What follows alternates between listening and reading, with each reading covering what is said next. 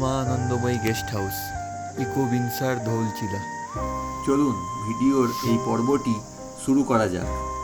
সুন্দর একটি জায়গা, কটেজ টাইপের ইকো রিসর্ট আসলে। এদিকে অপূর্ব সৌন্দর্যওয়ালা ভিউ।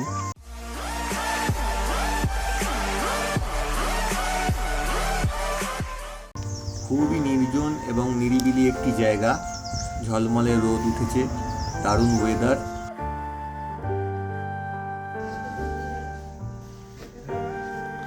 সুন্দর রুম, ডবল বেড আমাদের। এদিকে রয়েছে টিভি এবং বাথরুম। তো আমরা এখন এসে গেছি খাওয়ার জায়গাতে, রিসর্টের মধ্যে। আনন্দময়ী মায়ের মন্দির রয়েছে।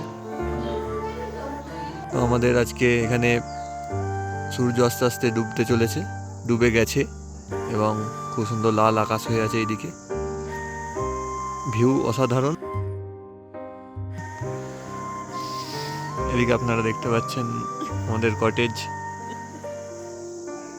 প্রচুর ফুল হয়ে আছে গাছে, দিকে দিকে গোলাপ। এরপর আস্তে আস্তে সন্ধ্যা নেমে এলো। এরপর আমাদের রুমে চা এবং সুস্বাদু পকোড়া এসে গেল। ঠান্ডা থাকার কারণে হোটেল থেকে বনফায়ারের ব্যবস্থা করা হলো। আমরাও সেই আগুনের কাছে বসে কিছুটা শরীর গরম করে নিলাম। কিছুক্ষণ পর আমাদের ডিনারের সময় হয়ে গেল এবং আমরা রুটি চিকেন খেয়ে সেই দিনটা শেষ করলাম। গুড মর্নিং বন্ধুরা। মন মুগ্ধ করা একটি সকাল।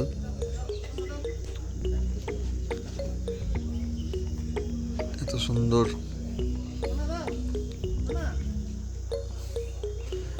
ওয়েদার, এত সুন্দর এবং ঠান্ডাটাও বেশ মনোরম। প্রচণ্ড বেশিও নয়, কমও নয়, এবং অসাধারণ ভিউ এইদিকে।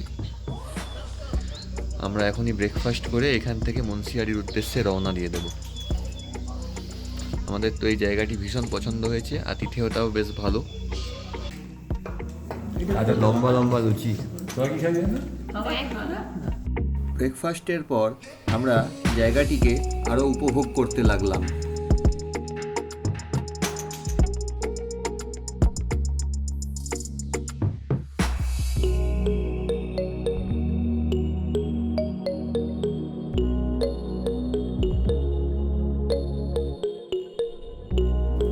জায়গাটি অনেক রকম গাছপালা দিয়ে সাজানো এবং বেশ বাগান রয়েছে, চারদিকে সুন্দর সুন্দর গাছ। কিছুক্ষণ পরেই আমরা ধৌলচিনা থেকে মুন্সিয়ারির উদ্দেশ্যে রওনা দিয়ে দিলাম। পঞ্চচুল্লির অপরূপ সৌন্দর্য ধৌলচিনা থেকে বেরিয়েই দেখলাম। রাস্তায় আমরা বেড়িনাগের কাছে, অসাধারণ ভিউ পাওয়া যাচ্ছে রাস্তা থেকেই পঞ্চচুল্লির। থল বলে একটি জায়গাতে আমরা দাঁড়িয়েছি মুন্সিয়ারির রাস্তায়। খাবার একটি সুন্দর হোটেল রয়েছে, ছোট একটি জনপদ।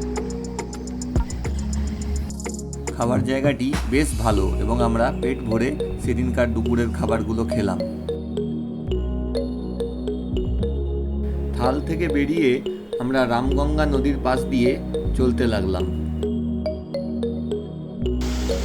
সুন্দর বিরাট বৃদ্ধি ফলস মুন্সিয়ারির কাছে।